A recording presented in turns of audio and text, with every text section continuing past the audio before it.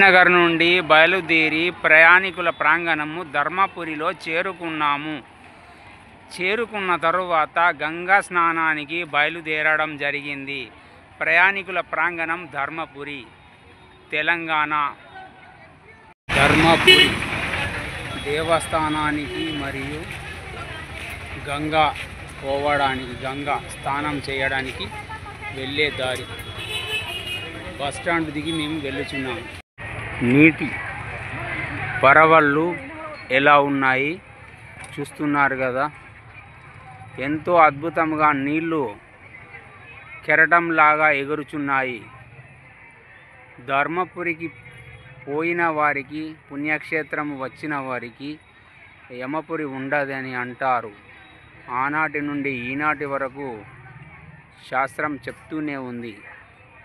యమపురిని దర్శించండి, ధర్మపురికి వెళ్ళండి. ధర్మపురికి వెళ్ళిన వారికి యమపురి ఉండదంటారు.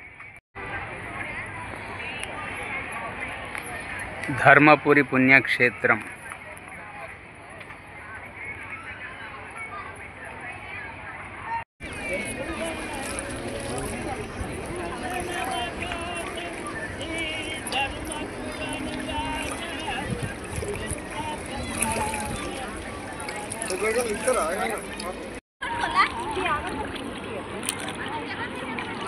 ఫోటో అది అన్న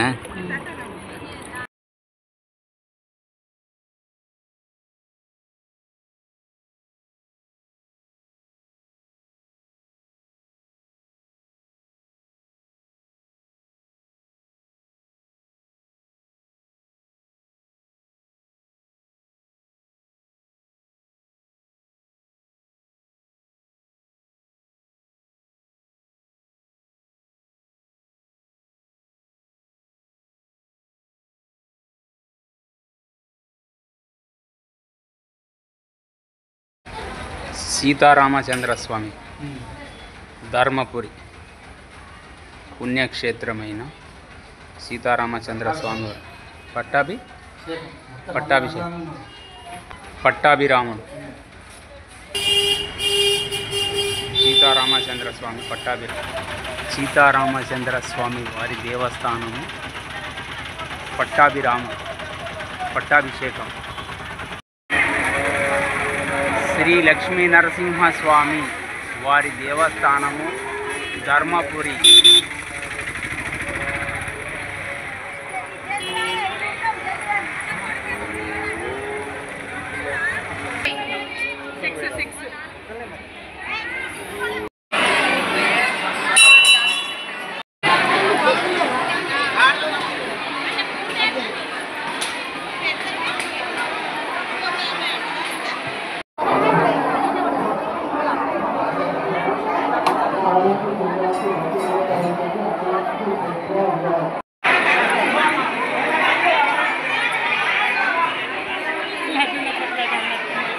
గురు నరసింహ స్వామి వారు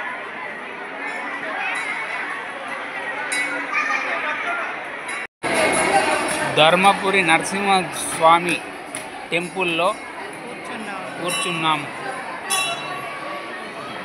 బ్రహ్మ పుష్కరిణి దేవాలయానికి దారి. పుష్కరిణి, కోనేరు, అతి పురాతనమైన కోనేరు. ధర్మపురిలో బ్రహ్మ పుష్కరిణి అంటారు దీనిని. అతి పురాతనమైన కోనేరు, ప్రాచీనమైన కట్టడం. ఇసుక స్తంభం, ఇసుకతో తయారు చేసిన స్తంభం.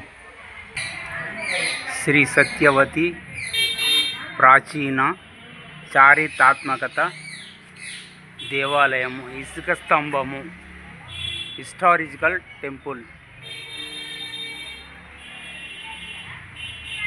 ధర్మపురిలో ప్రాచీన కట్టడాలు ఎన్నో ఉన్నాయి. అతి పురాతనమైన దేవాలయాలు ఇక్కడ చాలా అరుదుగా కనిపిస్తూనే ఉంటాయి. ప్రాచీన దేవాలయం.